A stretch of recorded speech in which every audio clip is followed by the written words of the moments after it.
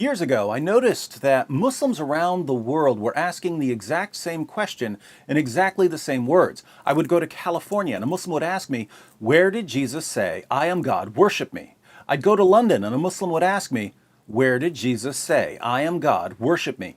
I'd get messages from Muslims in Pakistan and Indonesia saying, "Where did Jesus say, 'I am God, worship me'?"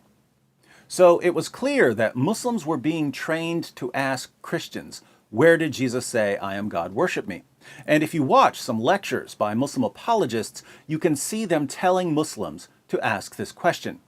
Now, before we continue, let me ask you, where did Jesus say, "I am God, worship me"?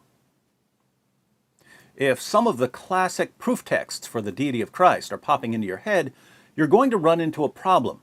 Because if a Muslim asks, "Where did Jesus say, 'I am God, worship me'?" and you reply by showing that Jesus claimed to be the "I am" of the Exodus, that same Muslim has also been trained to say, "No, I asked you where he said, 'I am God, worship me' in those words."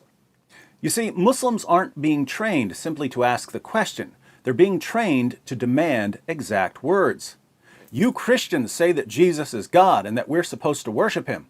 If you can't show us where Jesus said, "I am God, worship me," in those exact words, you're clearly wrong about Jesus. So before you offer a case for the deity of Christ, you might need to deal with the exact words criterion, which is a silly criterion. In fact, the easiest way to